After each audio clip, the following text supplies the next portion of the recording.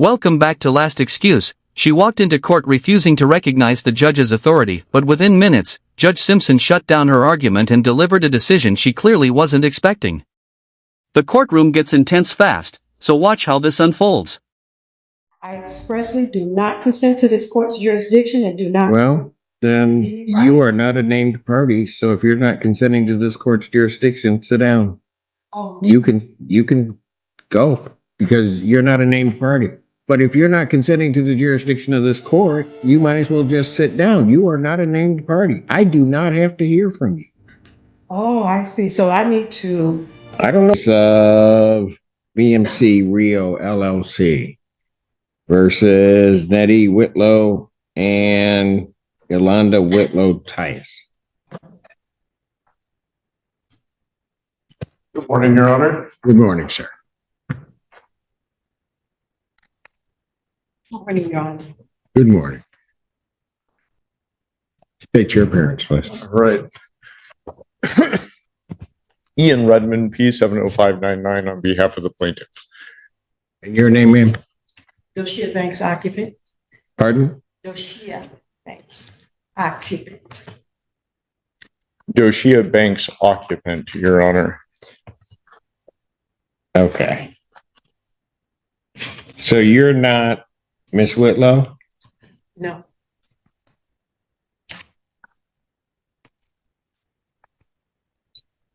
So what is your position in this case as you see it? If I may, Your Honor. Okay, good. Go ahead. Ms. Banks claims to be an occupant of the property. She filed a bankruptcy case listing the property as hers. The bankruptcy stay was lifted, which gave rise to our motion to reopen the case. The order lifting stay I would like to present to the court because it has some interesting language in it, Your Honor, which includes, it is further ordered that the bankruptcy court finding this filing of this petition was part of a scheme to delay, hinder, and defraud VMC REO LLC. Additionally, Your Honor, the bankruptcy court ordered, let me see, notwithstanding Rule 4001A3, a bankruptcy rule, Right. creditor VMC REO LLC may execute on its order immediately. The order shall be binding and effective despite any conversion of this bankruptcy case to a case under any other chapter of Title 11 of the United States Bankruptcy Code.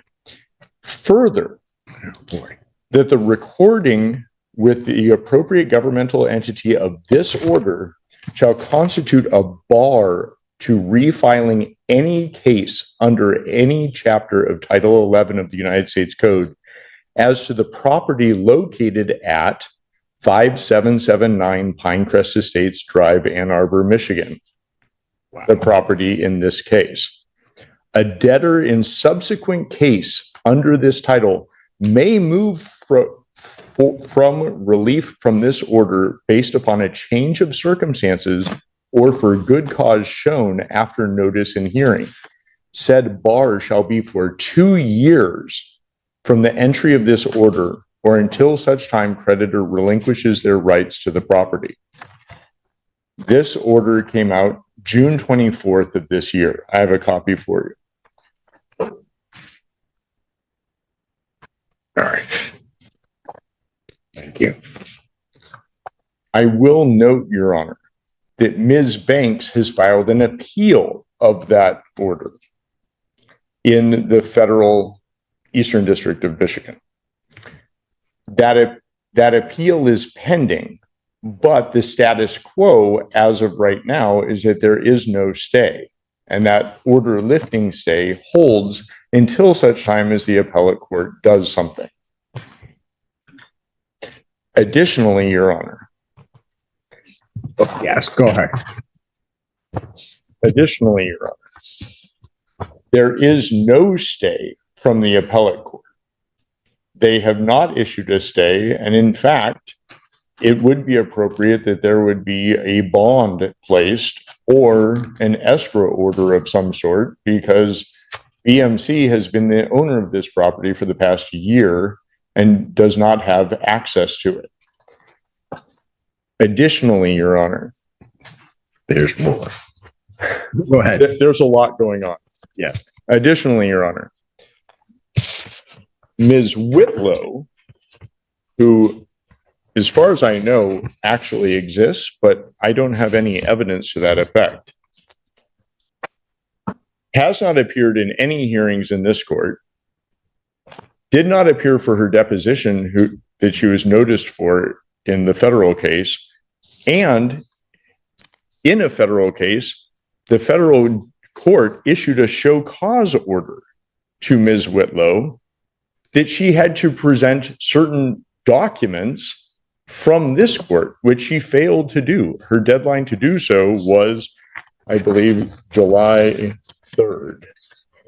Let me confirm that. Oh no, July 10th. And she did not supply any of those documents. I can present that show cause order if you would like. I don't know that I need that, because I'm not. The reason that I mention all of this, Your Honor, Go ahead. is that this is $1 million house in Ann Arbor that Ms. Whitlow purchased with a mortgage and less than a year later defaulted. The foreclosure went through, the sale occurred, the redemption period expired, and we came forward to evict. Since then, there have been multiple bankruptcies. Ms. Whitlow filed 2 different bankruptcy cases. A young man who apparently lives in Arizona filed a bankruptcy case and listed this property as his residence. Ms. Banks has filed a bankruptcy case and listed the property as her residence. It should also be noted that Ms. Banks was a bankruptcy preparer and has been forbidden from the bankruptcy court from preparing bankruptcies for anyone other than herself. The order lifting the automatic stay talks about that scheme of fraud. I list all of these things to show that the scheme continues. And that's why we would like to reopen this case, because there is no stay in place. We would like to move forward with an immediate eviction, at most an 11-day vacate. And if for some reason that would not be amenable to the court, we would ask for an escrow order or a bond. On $1 million property, I think it would be reasonable that $10,000 a month rent would be reasonable. Right. Thank you. Ma'am, Yes, Your Honor? what do you want to tell the court? Well, just for 60 seconds, and then I wrote something up because I am nervous, quite nervous. But I, Doshia Banks, is respectfully appear specially and conditionally for the sole purpose of protecting federally vested occupancy rights and opposing unlawful state action. I expressly do not consent to this court's jurisdiction and do not. Well, then you are not a named party. So if you're not consenting to this court's jurisdiction, sit down. Oh, You can go, because you're not a named party. I have a lease. You are not a named party on this. You may have a lease with someone else, and No, then I you have can lease go with- challenge it. With who? With Whitlow. Ms. Then Whitlow, you need to go against Miss Whitlow. Pardon me? Then you may need to go against Miss Whitlow. But if you're not consenting to the jurisdiction of this court, you might as well just sit down. You are not a named party. I do not have to hear from you. Oh, I see. So I need to, I don't know what you need to do, but well, let me respond. to what? You're not consenting to the jurisdiction of this court. Why am I hearing from you? I'm recanting You're recanting what? what I just stated. Which part? The part that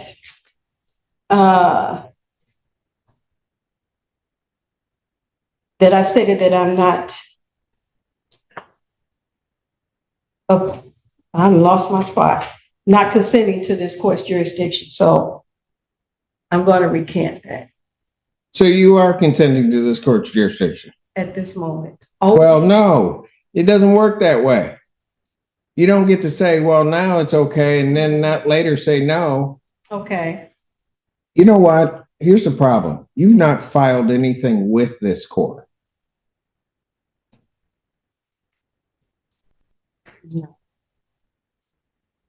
So I don't know why, on those grounds, why I'm hearing from you. Okay. If I may, I do have time, I do believe, to go file an answer and counterclaim. I was just led under An false answer and pretenses counterclaim to what? to their complaint for eviction. You have a lease with, allegedly, with Miss Whitlow.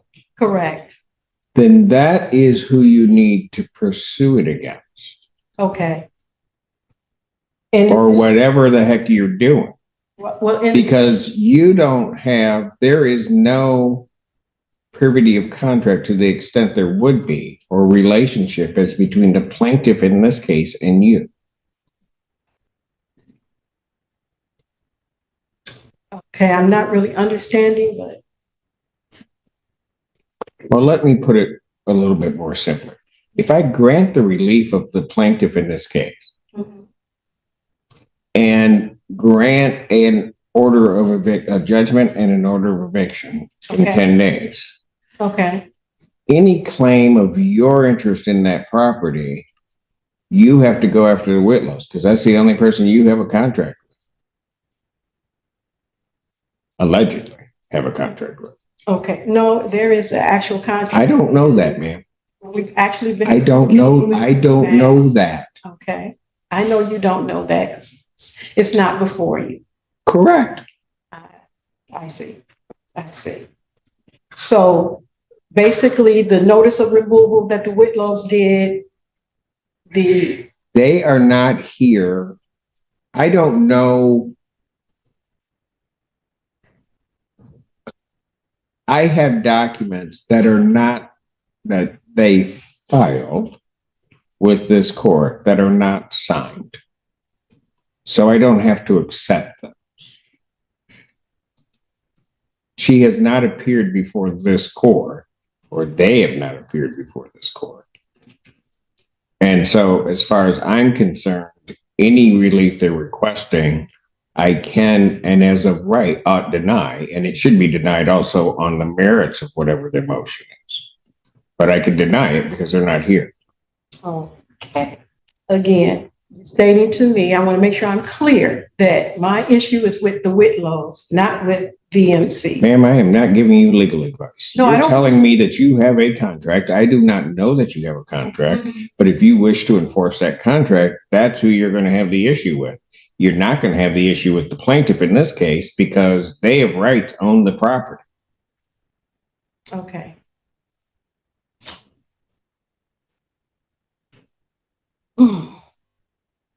All right, Your Honor, I will speak with the Whitlows that I have finally got an understanding of everything. And I will speak with plaintiff's attorney as well and continue to communicate with Remax, who has came by the house several times.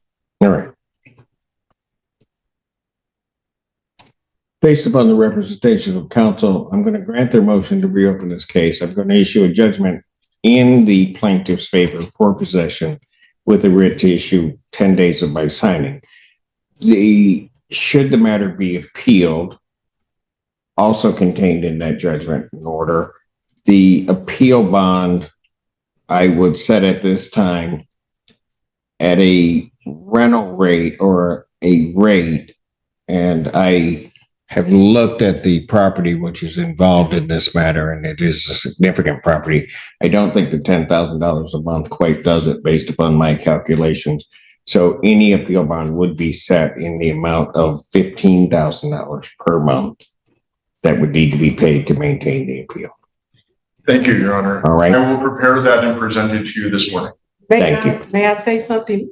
our lease payments was not that high at all. I'm not sure what her mortgage payments were. That was not our amount we paid. Then I'll tell you what. If the Whitlows wish to come and object to my order of $15,000 as an appropriate bond, they may do so. I do not believe that you have standing to object to the court's order.